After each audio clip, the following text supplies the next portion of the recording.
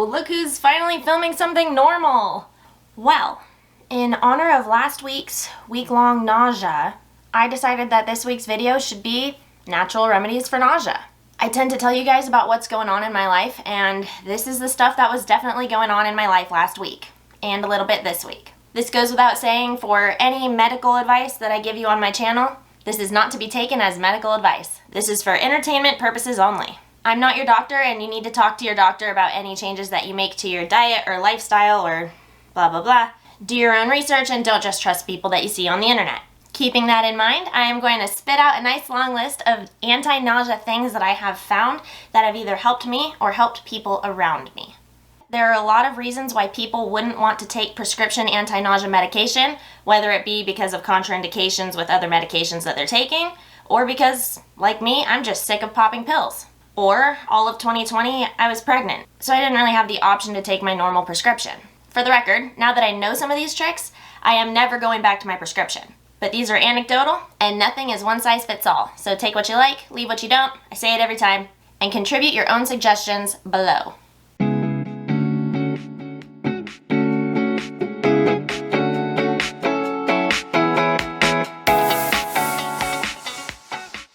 Just to reiterate, I haven't necessarily tried every single thing that I'm going to suggest here.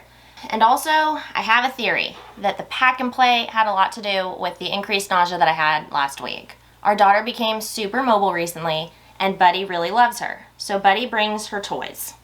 Well, Buddy brings her Buddy's toys, because Buddy's not allowed to touch her toys. So Buddy leaves toys a foot or two away from her, and now that she's starting to scooch around, she goes over and tries to get Buddy's toys. So now we have to leave her in the pack and play, which means that if I'm gonna put her down on the ground, I have to be bent at the hip and bend all the way over to the ground.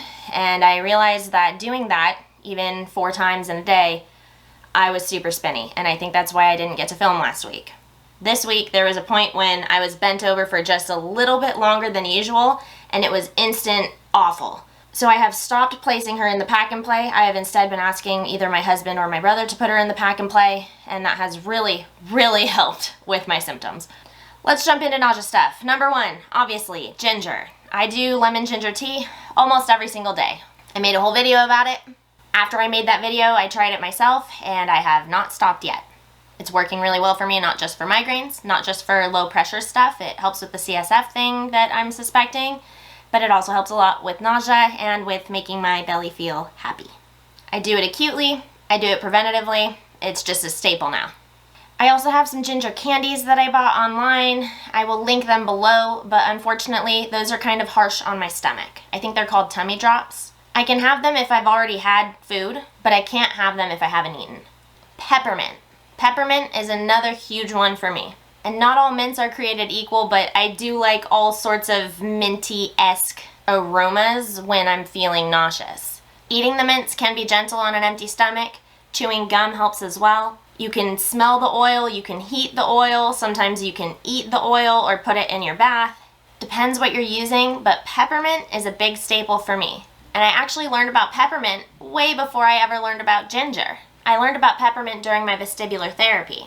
Vestibular therapy tends to make people nauseous when they go in for their appointments. So they have a little jar of peppermint sitting on the counter so that you can take a peppermint when you're going into the exercises that you know are going to be the most triggering for you. Also, it's gross, but someone has to say it. Mints are good if you're nauseous and you're throwing up a lot, because for yourself, for other people, just keep a lot of mints with you. In addition, citrus oil. Not just mint, but citrus. Something about that tang. I like this one. This is a cinnamon and clove, which isn't even citrus, but this one works for me. I can't not have it now, sorry. I really liked eucalyptus when I was in labor. That was the one that got me through childbirth naturally. I don't know if eucalyptus is good for nausea, but I was able to tolerate it really well when I was super nauseous. It might have worked because it was lessening the pain, but it also might have worked because of my nausea. I'm not sure. Point is, just stop the sentence, Jen. Okay. Chamomile. I really enjoy chamomile as a tea, especially before bed, because it's super relaxing. It relaxes your stomach, it can reduce some of those acidic feelings, and it supports your liver. All these things together, a great, natural, gentle thing for your nausea. Speaking of acidic feeling, A lot of people use Tums for that. What I use for that is papaya enzyme. Papaya enzyme is something that was recommended to me while I was pregnant. I really love the taste of the papaya enzyme pill, and I really love the feeling that it gives me in my stomach. I'm trying to make my chair taller. I can't make my chair taller, so I have to make you shorter. Acupressure, P6, or the inner frontier. It's a spot on your inner wrist. From your inner wrist, 2 to 3 fingers down, and you push right there for like a minute. When my husband does it on me, he grabs both arms with the thumb and just kind of does little circles. It's a bunch of hoopla if I try to do it to myself, but it works every time if my husband does it for me on both wrists. I don't get it. There are also products that are made, like bracelets that have little balls on the inside, or things like C-bands that are made to be on your wrist and help with nausea. Honestly, I have never tried any of them. I've never looked into any of them. I don't even know if C-bands are the ones that have the little ball or if those work some other way. But I know that one natural remedy to nausea that exists out there is bracelets of sorts. And it may or may not be related to this acupressure point. Controlled breathing. I thought this was a load of crap, but I tried it today and it totally worked. And it makes me wonder how much of my essential oil sniffing is actually just from doing controlled breathing. For me, the controlled breathing works really well because a lot of the time when I'm nauseous, it's because of movement. If I move a lot, I feel more nauseous, and if I calm myself down and stop moving, and I'm breathing slower, and I'm not putting a bunch of movement on my stomach either, then I'm less nauseous. For me, it's not the act of breathing. I think it's the meditative state and the stillness that I go into. But as always, I'm speculating. And then, get this, I also read that relaxing your muscles, either with a massage, with a bath, or with PMR, progressive muscle relaxation, can also help you with your nausea. So that makes sense with my meditative state feeling too, but until it was actually pointed out to me that controlling your breathing and relaxing your muscles and just making sure that you're not in a stressed state would reduce your nausea, like, I'm almost a little embarrassed that I didn't think of it myself. You absolutely have to not be in a stressed state,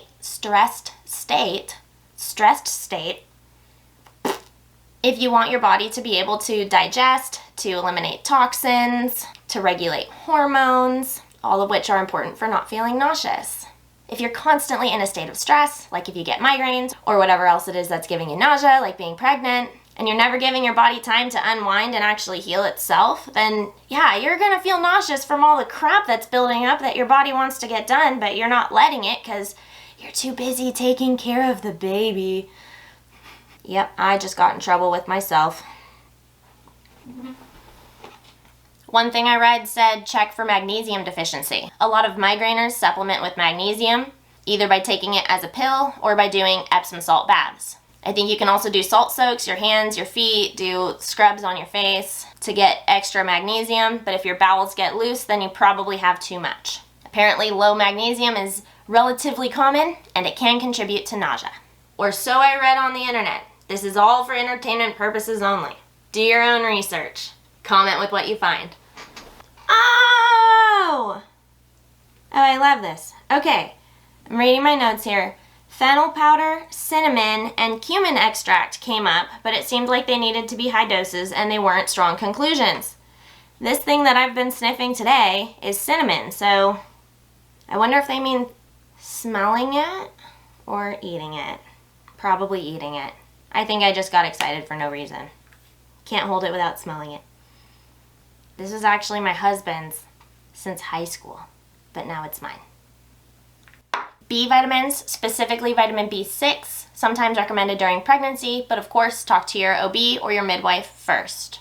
And now I'm gonna read off some of the recommendations that my midwife had for me when I was pregnant.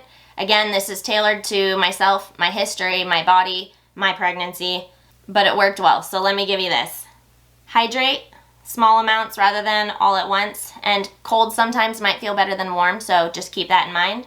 Small meals often. Protein and fat at each meal to kind of balance out those blood sugar levels. And they said that that was especially important if I was eating a carby meal. Like, it's fine to have toast, but they said maybe put some avocado on top to balance it out. Legumes can be great for nausea because they support your liver. Your liver can then go ahead and process hormones more effectively, and that can help with your nausea, especially during pregnancy, because a lot of that is totally hormone related. My midwife also said that I should try not to fall back on those like bland foods, the white foods, like crackers and bread and rice and plain pasta. I do eat pasta, but the pasta I eat is made out of chickpeas.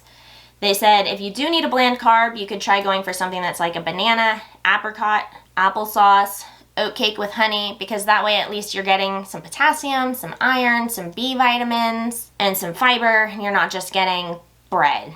My midwife and my mom both said this. If you're having a nausea time in your life, probably best to eat just a tiny bit before you get out of bed. For me, it's before I even lift my head off the pillow. Before I do any not flatness, I'm munching just a little bit so that my stomach and my brain are a little more prepared for the movement that's about to happen. A handful of almonds works, a spoonful of nut butter. Some people like a hard-boiled egg, although if it's refrigerated, then you'd have to go to the refrigerator. But that's a good thing to have on hand. When I was pregnant with the baby, I used to use Kind bars, the little single-serving ones, with my pineapple cup. So in the morning I could get a head start on filling my tummy just a little bit and also jumpstart hydration. By the way, water on an empty stomach, for some reason for me, works better with a tiny bit of lemon in it. Counterintuitive, but that's me. My care team for my pregnancy also recommended that I avoid strong smells, specifically the ones that I notice don't work well for me, and also avoid greasy, fried, spicy, or very hot foods. They recommended not waiting several hours between meals, but rather snacking and making sure that there's always a little bit in the tummy. And also not going to bed immediately after a meal, because that can add to the, what's it called? Reflux, the feelings of reflux. Now, I grew up in gymnastics, so I don't get feelings of reflux from laying down with food in my tummy, because my whole childhood I was flipping with food in my tummy.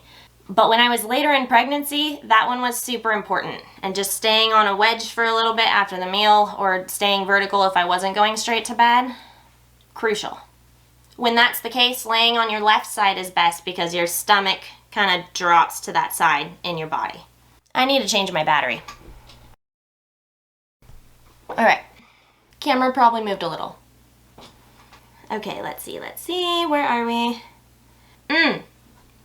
Cardiovascular exercise is really important for toxin removal, making sure that gunky stuff doesn't get built up. So even just taking a brisk walk can help. Thankfully, I've got Buddy getting me outside a lot, so. Healthline said that if you are pregnant and you have normal iron levels, you should avoid taking iron supplements because they can increase your feelings of nausea. Allegedly. That's what Healthline said. Our last little bunch of tips is coming straight from Patreon. Earlier this week, I told my patrons what this video was going to be, and I asked them to contribute their tips. So here are a couple of things that my patrons let me know. Tiny bits of sugar, like a quick melting candy. And they said it's especially nice because it can kind of give you that boost of energy to get yourself into another room, change up your scenery. 7-Up. My mom also said 7-Up. My patron said flat room temp 7-Up through a straw, specifically. So you'll have to experiment with your 7-Up to see how you like it. I'm not sure how I like it because I don't drink soda. But as a kid, that was a huge staple. That was a comfort. 7-Up, man. Those were the days. Bland foods, crackers, toast, plain rice, sugar cookies to just absorb the extra acid. I also like oatmeal. Oatmeal is really settling for me. Plain pasta, no sauce, just butter or Parmesan and/or. But I'm giggling because I forgot about this. This person said that it has to be reheated. She said it doesn't work the same if it's fresh pasta. It has to be reheated pasta. And I'm gonna try that out. That is just so funny. Another patron said spit in a cup.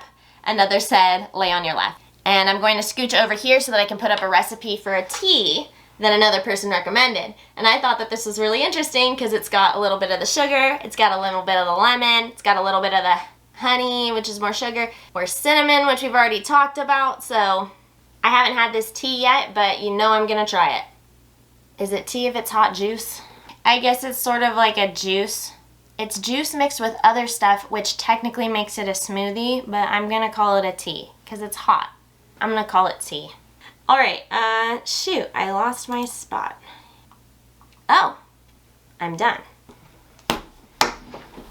You guys know the drill. I'm gonna link a bunch of stuff below. It'll be in the description. I'll pin a comment with some other things too. Make sure you comment with your experiences with these things and also with additional tips that you might have. I'll also, whoa, Jen. I will also link to my Patreon. I will link to my Instagram. Hit like, subscribe, and leave a comment to let YouTube know that I'm worth being here. I appreciate you joining me, and I'll see you again next week.